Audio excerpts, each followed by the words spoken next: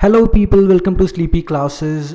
स्वागत है आपका प्री क्योर में, जिसमें हम डिस्कस करते हैं prelim specific current affairs in a little detail. तो आज है 30 नवंबर, तो देखते हैं आज के वीडियो में क्या इंपॉर्टेंट चीज़ें हैं हमारे लिए।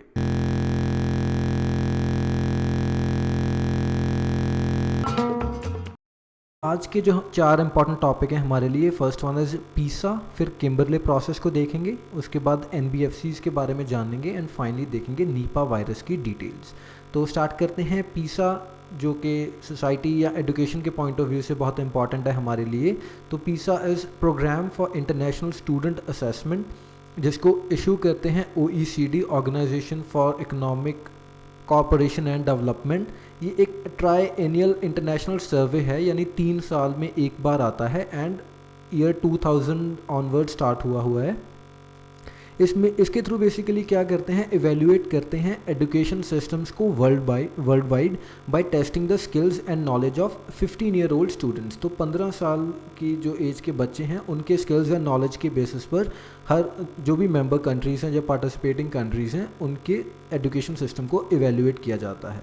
एंड स्टूडेंट्स की असेसमेंट होती है इन सब्जेक्ट्स के ऊपर, जिसमें science, maths, reading, collaborative problem solving and financial literacy, ये चीज़ें शामिल हैं उसके अंदर। इंडिया ने 2009 में इसको ज्वाइन किया था, लेकिन 2012 में क्विट कर दिया था, स्टेटिंग दैट जो ये सिस्टम है वो रीजनल वेरिएंस को केटर नहीं करता। तो इसलिए अब इंडिया की तरफ से अनाउंसमेंट आई है कि जो अगला पीसा का सर्वे होगा 2021 में, उसमें इंडिया पार्टिसिपेट करेगा। तो इसका बेसिकली जो फ़ायदा है वो क्या है कि जो एक कंपेरेबल डेटा मिलता है, जिसके थ्रू कंट्रीज़ को पता चलता है कि क्या इम्प्रूवमेंट्स रिक्वायर्ड हैं उनके एजुकेशन पॉलिसीज़ में एंड उनकी आउटकम्स में। तो उस पॉइंट ऑफ व्यू से ये इम्पॉर्टेंट है। आगे बढ़ते हैं, पॉलिटी के पॉइंट ऑफ व्यू से आज हम देखते हैं किम्बरले प्रोसेस को। तो ये क्या है, एक कमिटमेंट है to remove conflict diamonds from global supply chain. तो कॉन्फ्लिक्ट डायमंड्स या उनको ब्लड डायमंड्स भी बोला जाता है। तो बेसिकली ये क्या है, रफ़ डायमंड्स हैं, अभी उनको तराशा नहीं गया, एंड इनको यूज़ किया जाता है बाय रेबल मूवमेंट्स और उनके जो एलाइज हैं, कि वो फाइनेंस कर सकें आर्म्ड कॉन्फ्लिक्ट्स को एंड अंडरमाइन कर सकें लेजिटिमेट गवर्नमेंट्स को। तो उनको बोला जाता है कॉन्फ्लिक्ट डायमंड्स। तो जो किम्बरले प्रोसेस है, ये बेसिकली डिफ़ाइन करती है कि कॉन्फ्लिक्ट डायमंड्स क्या है। तो इसकी जो डेफिनेशन है वो ये है कि रफ़ डायमंड्स जिनको यूज़ किया जाए to finance wars against governments around the world, उनको हम बोलते हैं कॉन्फ्लिक्ट डायमंड्स। ठीक है जी। और ये जो प्रोसेस है, ये यूनाइट करता है governments, civil society as well as wider industry, इन सबको। एंड ये कोई इंटरनेशनल ऑर्गेनाइजेशन नहीं है इन अ स्ट्रिक्ट सेंस, क्योंकि ना ही तो इसका कोई परमानेंट ऑफिस है, ना ही परमानेंट स्टाफ है। इनफैक्ट जो ये किम्बरले प्रोसेस है, कोई इंटरनेशनल अग्रीमेंट भी नहीं है फ्रॉम अ लीगल पर्सपेक्टिव, क्योंकि इसकी इम्प्लीमेंटेशन जो है वो वेरियस नेशनल लेजिस्लेशंस के थ्रू ही होती है, जो पार्टिसिपेटिंग कंट्रीज़ हैं उनकी नेशनल लेजिस्लेशन के थ्रू। तो ओवरऑल कोई वेल डिफाइंड वो लीगल फ्रेमवर्क नहीं है इसका। एंड जो किम्बरले प्रोसेस के मेंबर्स हैं वो रिस्पॉन्सिबल हैं for stemming 99.8% of the global production of conflict diamonds. तो ऑलमोस्ट 100% जो कॉन्फ्लिक्ट डायमंड्स की ग्लोबल प्रोडक्शन है उसको स्टेम कर रहे हैं किम्बरले प्रोसेस। एंड ये एक बाइंडिंग एग्रीमेंट है that imposes extensive requirements to every participant. तो बाइंडिंग ज़रूर है, एंड इसके अंदर क्या है, एक Kimberley process certification scheme KPCS है, जो आउटलाइन करती है वेरियस रूल्स को जो गवर्न करेंगे the trade off rough diamonds. And 2 काम है इसके बेसिकली KPCS के, पहला तो ट्रेड को गवर्न करना रफ़ डायमंड्स के, एंड दूसरा है उनको सर्टिफाई करना कि ये कॉन्फ्लिक्ट फ्री डायमंड्स हैं। And India is the founding member of this KPCS।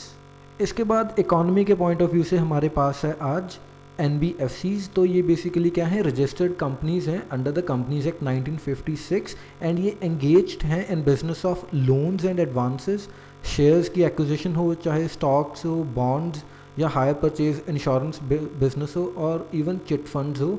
तो इन सभी टाइप के बिजनेस की जो लोन्स या एडवांसेस हैं उनमें एंगेज्ड हैं हमारे NBFCs। एंड अगर कोई ऐसा इंस्टीट्यूशन है जिसका प्रिंसिपल बिजनेस जो है वो एग्रीकल्चर है, या तो या इंडस्ट्रियल एक्टिविटी है, या सेल, परचेज और कंस्ट्रक्शन ऑफ इमूवेबल प्रॉपर्टी है, उन सबको एनबीएफसी के स्फेयर ऑफ इन्फ्लुएंस से बाहर रखा गया है, उनको एनबीएफसी केटर नहीं करता। एंड इसकी रेगुलेशन कौन करता है? आरबीआई ही करता है। एंड ये फिर बैंक से डिफरेंट कैसे हुआ? क्योंकि जो पहली बात तो ये बैंकिंग सर्विसेज तो प्रोवाइड कर रहा है लोगों को without holding a bank licence, तो एक तो ये इसका डिफरेंस है। ऑल्दो फाइनेंशियल सर्विसेज दे रहा है लेकिन एक बैंक नहीं है ये। एंड ये डिमांड डिपॉजिट नहीं एक्सेप्ट कर सकता, ना ही ये पार्ट है पेमेंट एंड सेटलमेंट सिस्टम का। ये खुद में ही एक इम्पॉर्टेंट टॉपिक है, payment and settlement system RBI के अंडर, तो इसको भी आपने देखना है कि क्या इसकी डिटेल्स हैं।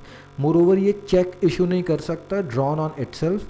एंड जो इसके अंदर हमारा पैसा पड़ा है, जो डिपॉजिट इंश्योरेंस फैसिलिटी है of the deposit insurance and credit guarantee corporation, वो अवेलेबल नहीं है एनबीएफसी को।